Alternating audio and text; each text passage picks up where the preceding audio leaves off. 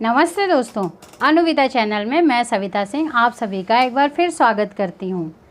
आज का जो हमारा टॉपिक है वह इतिहास से रिलेटेड है। इतिहास से रिलेटेड हमारा टॉपिक है वैदिक संस्कृति। सिंधु घाटी सभ्यता के पश्चात जिस नई सभ्यता का भारत में विकास हुआ उसे ही हम आर्य सभ्यता या वैदिक संस्कृति के नाम से जानते हैं। इस काल की जानकारी हमें सबसे प्राचीन ग्रंथ वेदों से प्राप्त होती है। इस सभ्यता या संस्कृति को हम वैदिक संस्कृति या सभ्यता इसलिए कहते हैं क्योंकि उस काल की जानकारी का प्रमुख स्रोत वेद है। इसलिए इस काल को वैदिक काल भी कहा जाता है। वैदिक काल अर्थात वेदों का काल। उसी प्रकार वेद साहित्य पर आधारित संस्कृति ही वैदिक संस्कृति है। अनेक ऋषियों द्वारा वेदों की रचना की गई। वैदिक साहित्य की भाषा संस्कृत है। वैदिक साहित्य अत्यंत संपन्न साहित्य है। मुख्य रूप से 4 वेद हैं: ऋग्वेद, यजुर्वेद, सामवेद, अथर्ववेद। इन चारों वेदों में ऋग्वेद मूल ग्रंथ माना जाता है। यह काव्य अर्थात कविता के रूप में है। ऋग्वेद में ही गायत्री मंत्र है जो सविता अर्थात सूर्य को समर्पित है। ऋग्वेद, यजुर्वेद, सामवेद और अथर्ववेद इन चारों वेदों के ग्रंथों को संहिता कहते हैं। विद का अर्थ है जानना। इसी से वेद संज्ञा का निर्माण हुआ है। इसका अर्थ ज्ञान होता है। मौखिक पठन के आधार पर वेदों को संरक्षित रखा गया। वेदों को श्रुति भी कहते हैं। चलिए बात करते हैं ऋग्वेद की ऋचाओं से अर्थात मंत्रों से बने हुए वेद को ऋग्वेद कहते हैं। स्तुति करने के लिए रची गई पद्य को ऋचा कहते हैं। किसी देवता की स्तुति करने के लिए कई ऋचाओं को गूंथ कर बनाए गए काव्य को सूक्ति कहते हैं। ऋग्वेद में विभिन्न देवताओं के स्तुति परत सूक्त हैं। जिस समय ऋग्वेद की रचना की गई उस समय प्राकृतिक शक्तियों की ही पूजा की जाती थी और कर्मकांडों को प्रमुखता नहीं थी। उस समय मूर्ति पूजा नहीं होती थी। अब आगे चलते हैं और जानते हैं यजुर्वेद के विषय में। दोस्तों, यजु का अर्थ है यज्ञ। यजुर्वेद में यज्ञ की विधियों का वर्णन किया गया है अर्थात यज्ञ में जिन मंत्रों का उच्चारण किया जाता है उनका समावेश यजुर्वेद संहिता में है। यज्ञ विधि में किन मंत्रों का पाठ कब और कैसे करें इसका मार्गदर्शन इस संहिता में प्राप्त है। इस संहिता में पद्य में रचित मंत्रों का स्पष्टीकरण गद्य में किया गया है। अब देखते हैं सामवेद के विषय में। सामवेद की रचना ऋग्वेद में दिए गए मंत्रों को गाने योग्य बनाने हेतु की गई थी। कुछ यज्ञों की विधियों के समय सुर ताल में मंत्रों का गान किया जाता था। यह गायन कैसे करना चाहिए इसका मार्गदर्शन सामवेद संहिता में किया गया है। भारतीय संगीत के निर्माण में सामवेद का बहुत बड़ा योगदान है। इसलिए सामवेद को भारत की प्रथम संगीतात्मक पुस्तक होने का गौरव भी प्राप्त हुआ है। अब आगे चलते हैं और देखते हैं अथर्ववेद को। अथर्ववेद की संहिता को अथर्व ऋषि का नाम दिया गया है। अथर्ववेद में दैनिक जीवन की अनेक बातों को महत्व दिया गया है। इसमें यह बताया गया है कि जीवन में आने वाले संकटों और दुखों का निवारण किस प्रकार किया जा सकता है। इसी प्रकार इसमें असंख्य औषधीय वनस्पतियों की जानकारी भी दी गई है। राजा को अपना राज्य किस प्रकार चलाना चाहिए इसका भी मार्गदर्शन इसमें किया गया है। वैदिक मंत्रों तथा संहिताओं को ब्रह्म कहा गया है। वही ब्रह्म के विस्तारित रूप को ब्राह्मण कहा गया है। संहिताओं की निर्मित होने के बाद ब्राह्मण ग्रंथों, आरण्यकों, उपनिषदों को रचा गया। वैदिक साहित्य में इनका भी समावेश है।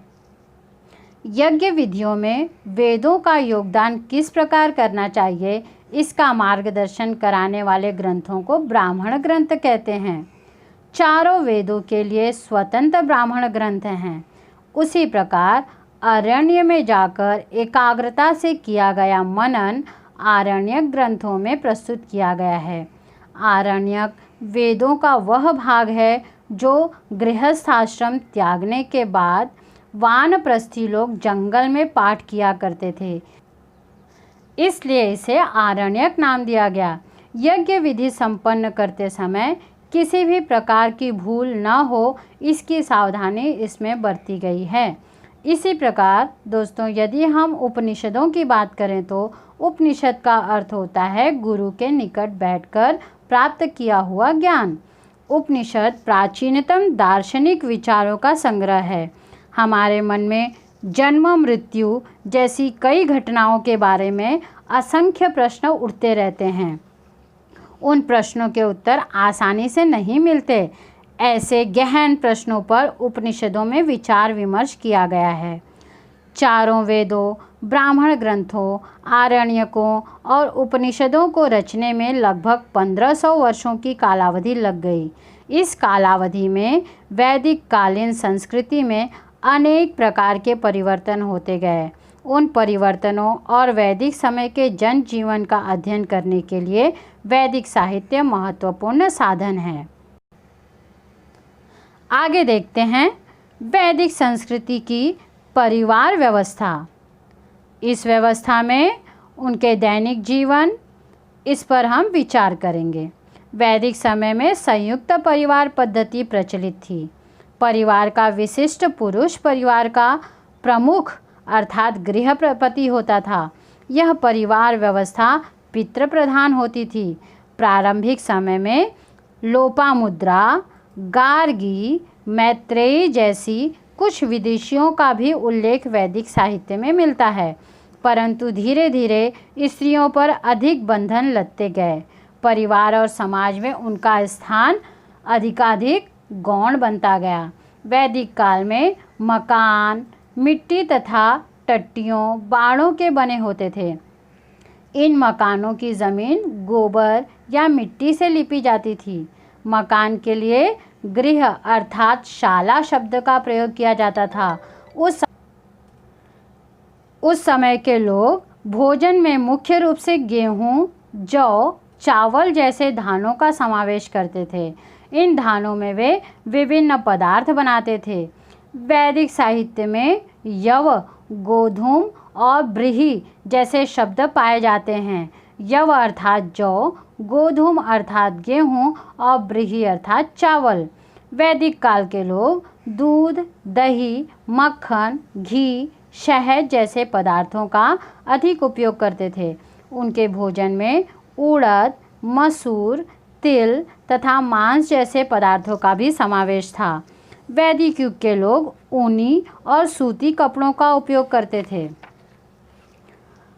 वल्कल अर्थात वृक्षों की छालों से बनाए गए वस्त्रों का भी उपयोग होता था।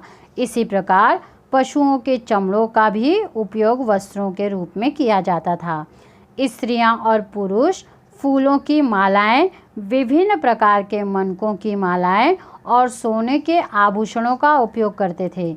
गले में पहना जाने वाला निष्क नामक आभूषण विशेष लोकप्रिय था। इसका उपयोग वस्तुओं के क्रय विक्रय हेतु किया जाता था।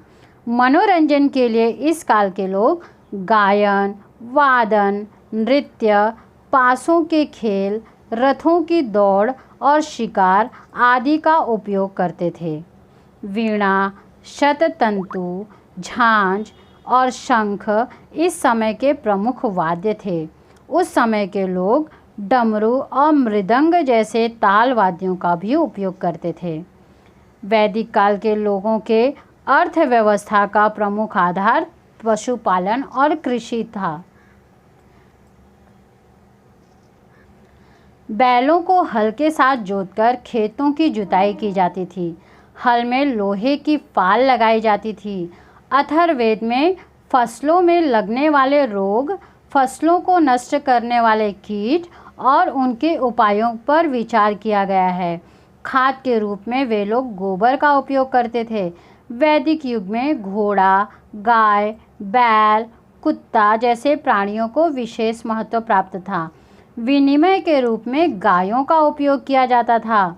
गायों को कोई चुरा न ले जाए, इसकी विशेष सावधानी बरती जाती थी। घोड़ा एक अति वेगवान पशु है। उसे पालतू बनाकर रथों में जोतने में वैदिक युग के लोग पारंगत थे। वैदिक युग के रथों के पहिए आरे वाले होते थे। ठोस पहियों की तुलना में आरे वाले पहिए भार में हल्के होते थे। आरे वाले पहियों के वेदकालीन रथ बहुत वेगवान हुआ करते थे। वैदिक युग में खेती और पशुपालन के अतिरिक्त अनेक व्यवसायों का भी विकास हुआ। व्यवसायी तथा श्रमिक अर्थात कारीगर समाज व्यवस्था के महत्वपूर्ण अंग थे। श्रेणी शब्द से अपनी पहचान बनाए रखने वाले उनके स्वतंत्र संघ थे। इन श्रेणियों के प्रमुख व्यक्ति को श्रेष्ठी कहते थे। वैदिक युग में व्यवसाय वर्ण व्यवस्था पर आधारित थी। उस समय समाज में ब्राह्मण, क्षत्रिय, वैश्य और शूद्र ये 4 वर्ण थे। धीरे धीरे ये वर्ण जन्म के आधार पर निर्धारित किए जाने लगे। इस वर्ण व्यवस्था के ज्ञान प्राप्त करने और ज्ञान देने का अधिकार केवल ब्राह्मण वर्ग को ही था। क्षत्रिय वर्ण के लोग ज्ञान प्राप्त कर राज्यभार संभालने और अपने राज्य की रक्षा का कार्य करते थे। वैश्य वर्ण के लोग विभिन्न प्रकार के व्यापार कर अपने जीवन का निर्वाह करते थे। शूद्र वर्ण को सबसे निम्न कोटि का समझा जाता था। सबसे निचले दर्जे का कार्य शूद्र वर्ण के लोग करते थे। वर्ण व्यवस्था के कारण ही जातियां उत्पन्न हुई, जिससे समाज में विषमता पैदा हुई। आदर्श जीवन कैसे जिएं, इस बारे में वैदिक युग में कुछ संकल्पनाएं रूढ़ हो गई थी। उनमें जन्म से लेकर मृत्यु तक के 4 चरणों को 4 आश्रम कहा जाता है, अर्थात मनुष्य जीवन 100 वर्षों का माना जाता है। इन 100 वर्षों को 4 आश्रमों में बांटा गया। वे 4 आश्रम हैं ब्रह्मचर्य, गृहस्थ, वानप्रस्थ और संन्यास आश्रम। मनुष्य की आयु का 1 से 25 वर्ष तक का समय ब्रह्मचर्य आश्रम होता था। इसमें उसे केवल गुरु की शरण में जाकर ज्ञान प्राप्त करना होता था। 25 से 50 वर्ष तक का समय गृहस्थ आश्रम का होता था, जिसमें मनुष्य विवाह कर अपनी पत्नी, बच्चों, माता पिता की जिम्मेदारियां संभालता था। फिर 50 से 75 वर्ष तक का समय उसके वानप्रस्थ आश्रम का होता था। इस चरण में मनुष्य घर बार का मोह त्याग कर दूर चला जाता था। निर्जन स्थान पर रहकर वह सादगीपूर्ण जीवन व्यतीत करता था। और चौथा अर्थात 75 से 100 वर्ष का अपने जीवन का अंतिम चरण मनुष्य संन्यास आश्रम में प्रवेश करता था, जिसमें वह अपने सभी रिश्ते नातों को त्याग कर मानव जन्म का अर्थ समझने में जीवन व्यतीत करता था। इस चरण में वह एक स्थान पर न रहकर घूम घूम कर भिक्षा लेकर अपना जीवन निर्वाह करता था। वैदिक युग की धार्मिक संकल्पनाओं में प्रकृति के सूर्य, हवा, वर्षा, बिजली, आंधी, नदियाँ जैसी प्राकृतिक शक्तियों को देवता स्वरूप मान लिया गया था। वे सभी शक्तियाँ मनुष्य के लिए जीवनदायी सिद्ध हों, इसके लिए वेदों में उनकी प्रार्थनाएं की गई हैं। उन्हें प्रसन्न करने के लिए वैदिक युग के लोग अग्नि में विभिन्न पदार्थ अर्पित करते थे। उस पदार्थ को हवि कहते थे। इस प्रकार अग्नि में हवि अर्पित करने की विधि को यज्ञ कहते हैं। उस समय यज्ञ विधियों का स्वरूप सीधा साधा था, पर कालांतर में यज्ञ के नियम अधिक कठोर होते गए। उस समय यज्ञ विधियों का स्वरूप सीधा साधा था, पर कालांतर में यज्ञ के नियम अधिक कठोर होते गए। इससे यज्ञ विधि कार्य कठिन होते गए, जिससे पुरोहितों का महत्व बढ़ता गया। सृष्टि का व्यवहार कैसे चलता है, इसका भी विचार वैदिक युग के लोगों ने किया था। ग्रीष्म काल के बाद वर्षा काल आता है और वर्षा काल के बाद शीतकाल। यह सृष्टि का चक्र है। सृष्टि का चक्र और उसकी गति द्वारा घूमने वाले जीवन चक्र को वेदकालीन लोगों ने ऋत नाम दिया। सभी सजीवों का जीवन सृष्टि के चक्र का ही एक अंग है। सृष्टि के चक्र में दोष उत्पन्न होने पर संकट आता है। ऐसा न हो, इसलिए प्रत्येक को सावधानी बरतनी चाहिए। किसी को भी सृष्टि के नियमों को भंग नहीं करना चाहिए। ऐसा आचरण करना ही धर्म का पालन करना है, ऐसा माना जाता था। वैदिक युग में प्रत्येक ग्राम समूह का एक प्रमुख व्यक्ति होता था। उसे ग्रामणी कहते थे। कई ग्रामों के समूह को विश कहते थे और इसके प्रमुख को विशपति कहते थे। कई विश मिलकर जन बन जाते थे। कालांतर में जब यह जन किसी विशिष्ट प्रदेश में स्थायी हो जाता था, तब उस प्रदेश को जनपद कहते थे। जन के प्रमुख को नृप कहा जाता था। नृप का अर्थ होता है राजा। प्रजा की रक्षा करना, कर इकट्ठा करना और सुचारू रूप से शासन व्यवस्था चलाना राजा के कर्तव्य थे। राज्य की शासन व्यवस्था उत्तम पद्धति से चलाने के लिए राजा सहायकों के रूप में कुछ अधिकारियों की नियुक्ति करता था। इन अधिकारियों में पुरोहित एवं सेनापति विशेष महत्वपूर्ण अधिकारी थे। कर इकट्ठा करने वाले अधिकारी को भागदूत कहते थे। भाग का अर्थ है हिस्सा।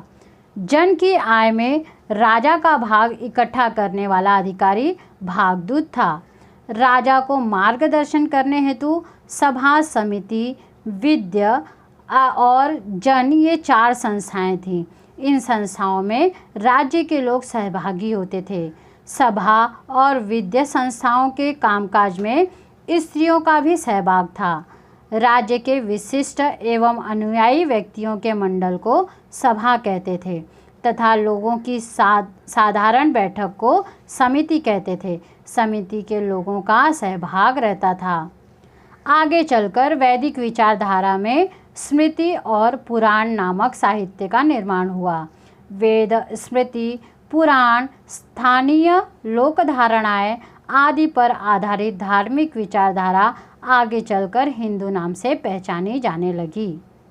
इस प्रकार से दोस्तों, हमारा ये वीडियो आज यहीं पर समाप्त होता है। आशा है आप ज़रूर हमारे इस वीडियो से कुछ न कुछ सीखेंगे। यदि आपको ये वीडियो पसंद आता है तो अपने दोस्तों के साथ ज़रूर शेयर करें, इसे लाइक करें, अपने कमेंट दें और हाँ, सब्सक्राइब करना न भूलें। मिलते हैं अपने अगले वीडियो में, तब तक के लिए धन्यवाद।